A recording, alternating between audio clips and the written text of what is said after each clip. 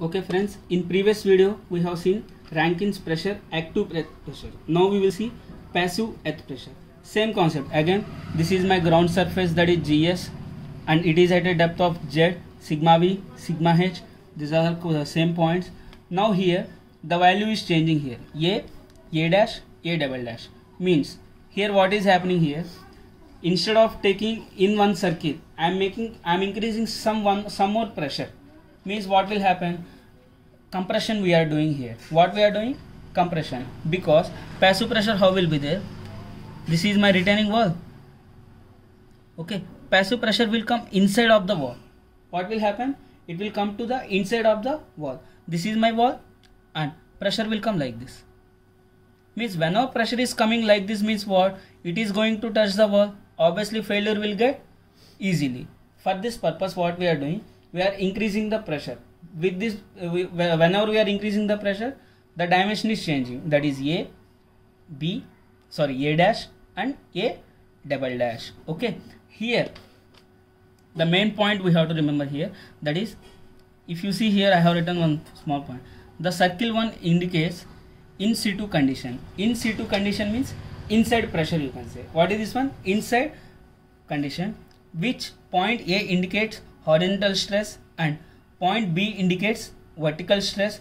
See here, this is point A, horizontal, and point B is nothing but vertical. Okay, this one also you can say. For suppose for this circle A B, like this, what will happen here? What we are doing? We are increasing the pressure of our value. Now the horizontal, here see this point, the horizontal stress increases until it reaches the limiting value greater than vertical stress. Means here what we are doing, vertical stress I am taking as constant and I am increasing in horizontal stress. Understood the difference? In before active pressure we have increased the vertical and horizontal is constant, like vice versa you can say. There we have kept horizontal as constant and vertical we have made pressure, and here horizontal vertical is constant and on horizontal we are finding the stress value. Again I have drawn here more circle diagram. Here what he is doing, phi dash he is making, and here he has drawn OBC PP. Here he has taken 45 plus 5 by 2 and 90 minus 5 dash. There if you see 90 plus 5 dash here it is there. Here 90 minus 5 by 5 dash it is there, and here 45 plus 5 by 2. Means for suppose this is my right angle triangle. Here 45 plus 5 by 2, 45 plus 5 by 2. Here he has taken as 90 minus 5 dash, and stress is this value. Okay. Here 5 dash is nothing but angle of shear resistance. Okay. Now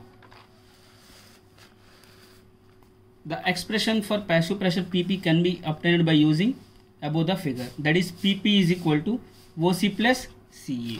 If you see here, PP is equal to OC plus CA. PP is equal to OC plus CA. Okay. Now OC plus CA, that is nothing but OC plus CD.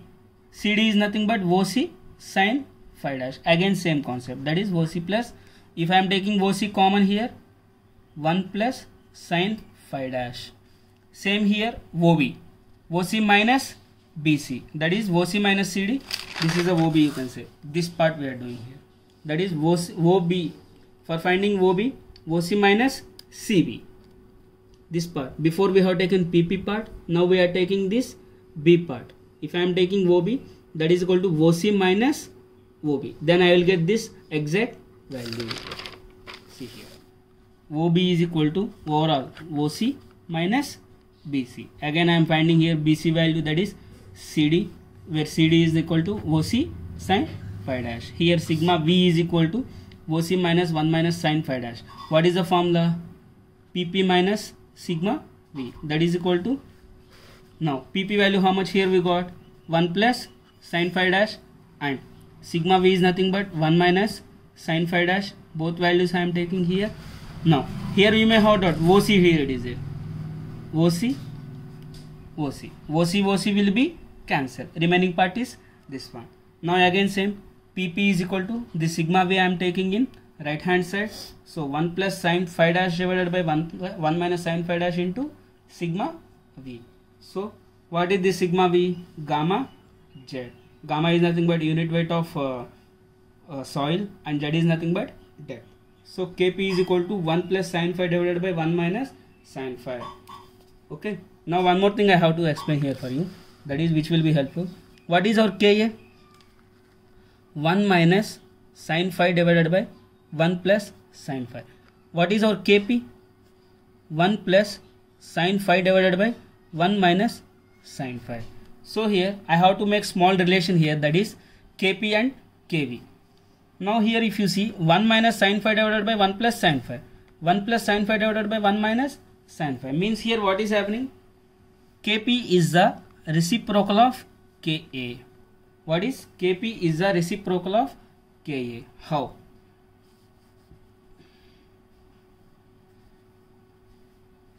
Ka is equal to 1 minus Kp. Now see here, 1 divided by, what is the Kp value?